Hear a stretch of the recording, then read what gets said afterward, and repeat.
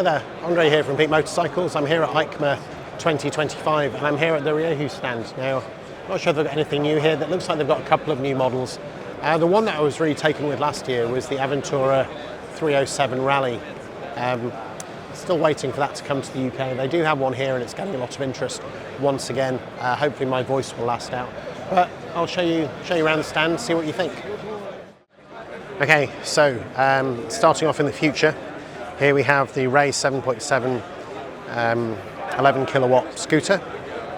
Looks fine, looks very sort of clean lines, and it's an electric scooter. Not a lot else to say really. It's 10,500 euros, so these things do not come cheap. Right, let's look at things that use petrol then, shall we? Here we have the Rieju NKD 125. It's a naked bike, quite an angular shape to it. I quite like that. Seems to be quite a few nice looking 125s coming through these days, which is probably great for younger riders. Here we have the NKX, so naked sort of Scrambler style. Well, top end looks a combination between a naked bike and maybe that beak on the front has lifted it up slightly. Yeah, 3,500 euros, that doesn't sound too bad, does it? Next thing we have is this Coaster 407, looks like a 400cc V-twin, quite a big thing, that front end. It's quite unique. Looks like it's available in both a 125 and a 407 variant. And now something that's a bit of an excursion from Rieju's normal bikes. So this is the Scrambler 607. So I'm guessing this is a 600cc, 580cc, 64 horsepower parallel twin in a Scrambler frame, Scrambler body. And yeah, that looks quite nicely put together. It's got Nissin brakes on the single disc on the front. It's got those retro looking fork covers, fork protectors on the conventional fork. Coming down the back end, it's got that high level twin exhaust with a heat shield over it, that sort of ribbed seat with the perforated leather.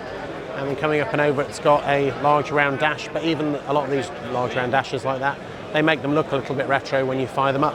Here we also have the Explorer 707, which I think they did have last year.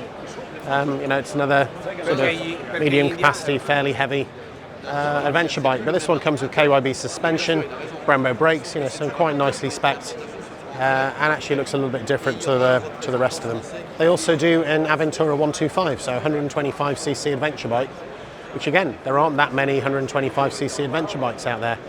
Quite how good it is off-road remains to be seen. But if you're after a bike in this style and you can only ride a 125, I see the appeal. Right then, so here we have an Aventura 607. Now what I'm wondering is this an evolution of the 500? I see it's got the twin tanks. It has this rear tank in the side here, and then the main tank, and then the main tank up front. Now perhaps they've had to revise the power plant for the Euro 5 plus emissions.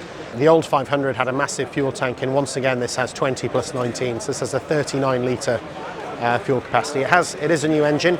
It has been upgraded to 64 horsepower, 580 cc's, so maybe that will just make it go a little bit quicker, a little bit faster. But yeah, if you ever really need that amount of fuel, there really isn't much else on the market that can do what this can do as stock. And here we have the Aventura Rally 307. So this was the bike I saw last year. It's based around the same engine from the Rieju 300 Rally, but everything on it is just spec'd up a little bit higher. The bike I saw last year had Michelin Enduro tyres. I see that those have now gone. This rear rack is, well, it's nicely finished in gloss.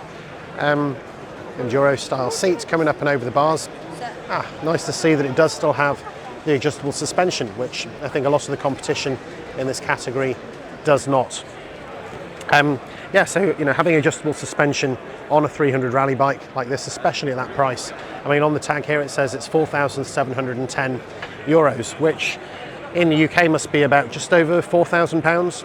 So a little bit more than the Rieju, but significantly less than something like a Honda CRF.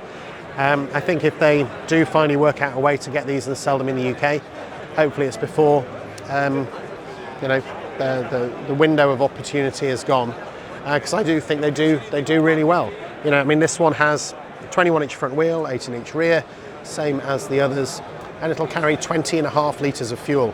So Rieju seem to be doing a thing with having these big fuel tanks on bikes, and 20.5 litres is class leading. It doesn't carry it all at the top either. I don't know if you can see the fuel tank on here. It's this plastic tank which will take E5 and E10, but I think it carries it all the way down in there. You know, it's quite low down.